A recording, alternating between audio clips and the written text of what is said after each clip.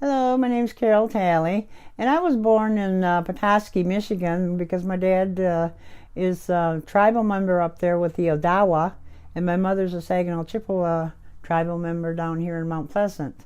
And I lived up there for 2 years, and then we moved down here to Bay City, Michigan.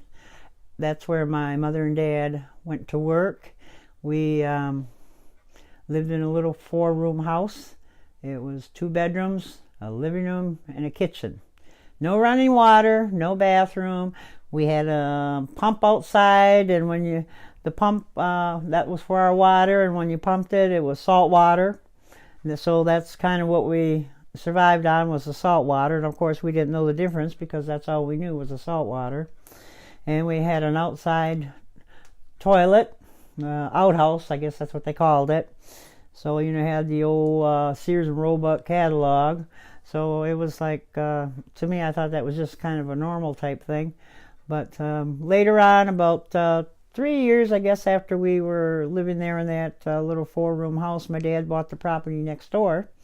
And he built our home. And so we lived there. We moved in there. It took him about 3 years. He had the native people in the community come around, and they all helped make it, because where I lived, there was a little Indian church 2 houses down, and there was like 5 or 6 native families that lived in that particular area there on Euclid out by the state park. And the neighbor guy across the street, we were all surprised and happy when he got it, because he got running water. He was the first native in the neighborhood to get running water, and we thought that was cool. I thought he was a rich Indian. So that was kind of, cool. And I said, boy, I wish we had running water. But the nice thing about it, he let us go over there and use these big jugs to fill our water up, and bring it home, so we got to drink good water, because I always thought the salt water was the norm until we started drinking this nice city water. So that was cool. But we did get a nice home. My dad built it with the help of his friends. We didn't have a contractor. He built it right from scratch, and it was awesome. And my mother and dad both worked all their life. We went to school there at the Bay City schools, and me and my brother had to go to school together, because when I started kindergarten, I wouldn't go. So my mother had to pull my brother back, because he was a year older than me, and him and I had to go all through school in the same grade, and he hated me for that all through my lifetime. I remember graduating. I graduated in 1966, and that was during the time of the riots, the hippie days, and the things like that, the smoking marijuana, what they did. I never got into that because that was kind of scary. I didn't know anything about it.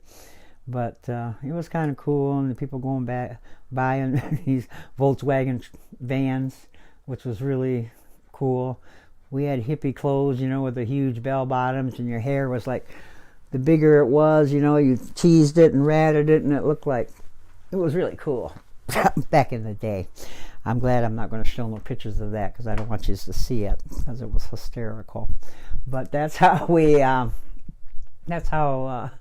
my teenage years were.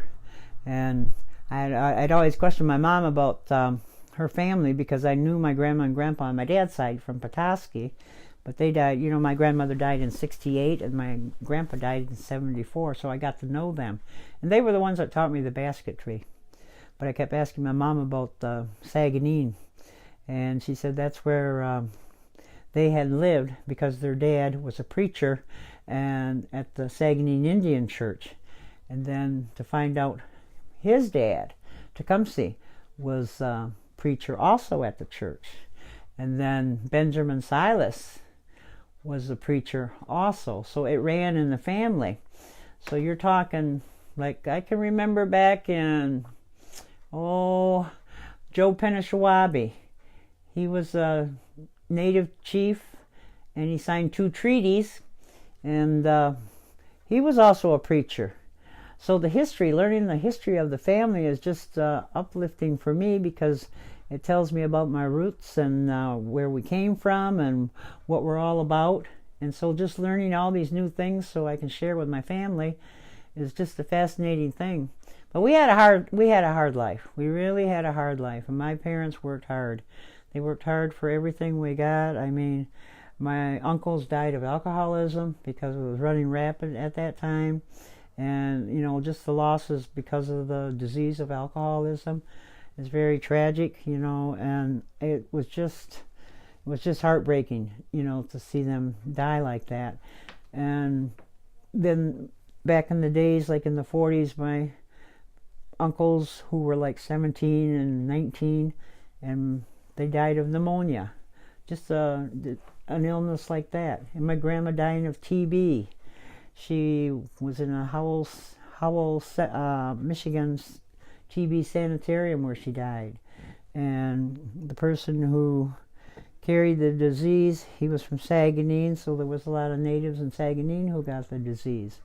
So my family's family, on my mom's side, they all originated from the Saguenay area, and that's where they had their roots. And from my understanding from a tribal elder here with the Saginaw Chips, she told me my grandmother had 40 acres there, and she showed me where it was in Saguenay. And I found that to be very interesting. Amelia, my mom's mom. So I learned so much from the history of that, and I'm just, the hard times they have. I have pictures of the shacks that they lived in, no running water, no toilets. They're all outside toilets. It was just really hard times, when the natives were like secondary, you were looked at, like, God, boy, you're Indian, you're no good, you're trash, so you were made fun of. And so you kind of walked around with your head down like this, feeling shame because you're Indian. Why can't I be like old John Doe over there? Why are they making fun of me? Why are they doing this to me? So there was a lot of that going around, and it wasn't just our family. It was all the natives. They were all being made fun of. But I learned from all this, and what I learned was, okay, I got a job with the Bay City Public Schools. I worked there for 14 years, and I retired from there, and I came to Mount Pleasant to work for the tribe for 20 years. But the 14 years I worked at the Bay City Public Schools, I had 4 children to raise, and I said they will never ever go through what I went through. So I changed that. I changed that way. I did not want them to feel the way I did when I went, because I says when I get in the 12th grade, I'm going to graduate and I'm going to do something good for myself. I'm not going to hang around here. Our class reunion was 50 years, and I said, no, I'm not going. I never wanted to go back then. Why would I want that? So I'm like, I think I made a difference for my children because they all graduated. They were proud of who they were. They went on to college. They got educated. So I think this made me a stronger person. I'm stronger today. I say what's on my mind. I don't let nobody put me down because I won't allow it. I let my grandchildren know, if you got something to say, don't be ashamed of who you are. Be proud of who you are. And now I got some little great-grandbabies, and I'm going the same way with them, being proud of who you are. Yes, I am proud today. I'm proud today that I'm Native. I'm proud today that my grandbabies know, and my great-grandbabies, because I don't want that to ever come about the way it did when I grew up. But today it made me a stronger individual, and I'm very grateful for everything that I had gone through, because again, I am a stronger person. And to share this with my family, I don't want them to go down the trail of the alcoholism and the drugs.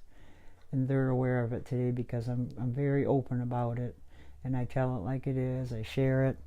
And I'm pretty honest about my family, of what we've been through. I wish I could say more, but I know we're on a limited time. So, Bama.